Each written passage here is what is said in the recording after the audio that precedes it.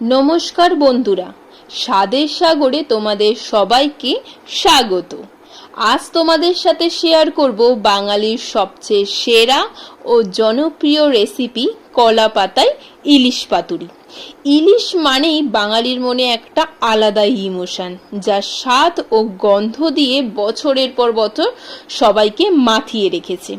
কলার পাতা আমাদের শরীরের জন্য ভীষণই উপকারী, তাই কলার পাতায় ইলিশ পাতুরি করলে ইলিশ মাছের স্বাদ ও সর্ষের গন্ধ দুটোই সমানভাবে বজায় থাকে। তাহলে চলো আর কথা না বাড়িয়ে রেসিপিটা শুরু করি। পাতুরি বানানোর জন্য আমি এখানে 8 পিস ইলিশ মাছের দাগা বা পেটি ব্যবহার করেছি। তোমরা চাইলে লেজামুড়োও ব্যবহার করতে পারো।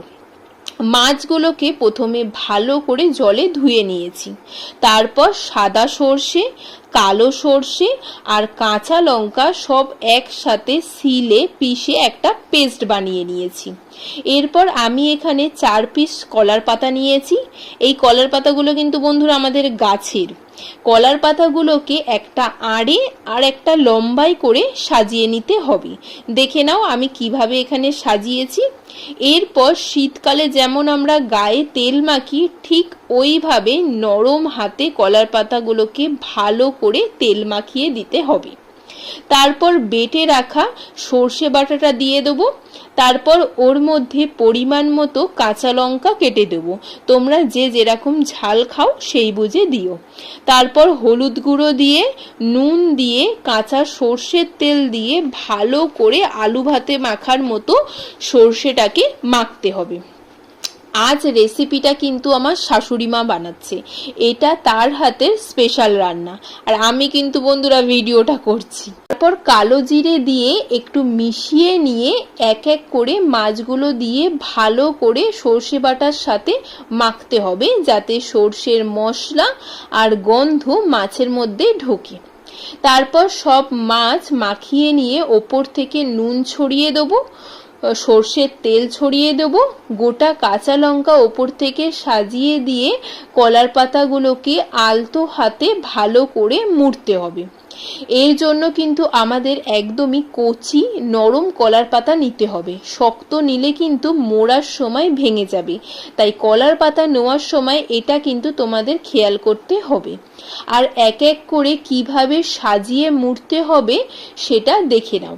কলার পাতা ফেটে যাতে মাছগুলো বেরিয়ে না যায়, এই জন্য পাতুরি বানানোর সময় আমার কিন্তু শ্বশুর মশাই এই দায়িত্বটা ভালো পালন করে। কলার পাতা মুড়ে নেওয়ার পর এবার হলো তাকে পার্সেলের মতো বাঁধার পালা। পার্সেলটা বাঁধবে তোমরা যেমন আমরা ভালোবাসার মানুষকে দেওয়ার সময় যেমন খুব যত্ন করে ভালো করে বাঁধি, ঠিক সেইভাবে আস্তে আস্তে সুতোটাকে বেঁধে দিতে হবে পার্সেলের সাথে। আর খুব টাইট করেও কিন্তু সুতোটাকে বাঁধলে হবে না, যাতে কলার পাতাগুলো কেটে মাছ না বেরিয়ে যায়। এরপর এটা ভাপার জন্য আমরা গ্যাসে কড়াই বসিয়ে দিয়েছি। কড়াইটা গরম হলে ওর মধ্যে পরিমাণ মতো তেল দিয়ে ঘুরিয়ে ঘুরিয়ে সব দিকে তেলটা মাখিয়ে দিতে হবে। তারপর আমাদের রেডি করে রাখা মাছের পার্সেলটা কড়ার মধ্যে বসিয়ে দিয়ে 15 মিনিটের জন্য ঢেকে সেদ্ধ হতে দেবো। ঘড়ির সময় মেনটেন করে এটা কিন্তু সেদ্ধ করতে হবে, যাতে কলার পাতাগুলো পুড়ে না যায়। 15 মিনিট হয়ে গেলে ঢাকনা খুলে পাতুরিটা তুলে দুটো প্লেটের সাহায্যে উল্টে অপর দিকটাও সেদ্ধ করতে দিয়ে দেবো আবার 15 মিনিটের জন্য। ঠিক এইভাবে উল্টে পাল্টে 2 থেকে 3 বার সেদ্ধ করে নিতে হবে, গ্যাসের ফ্লেম মিডিয়াম করে। কলার পাতার দুটো সাইড এই রকম লাল লাল হয়ে এলে আমাদের পাতুরি রেডি হয়ে গেছে, তাই গ্যাসের ফ্লেম অফ করে দিতে হবে। তারপর একটা কাঁচি দিয়ে আমরা সুতোগুলোকে কেটে দেব। আর এক এক করে কলার পাতাগুলো খুলতেই সর্ষে আর ইলিশের যে একটা এত সুন্দর গন্ধ বেরোচ্ছিল, তোমাদের কি বলে বোঝাবো।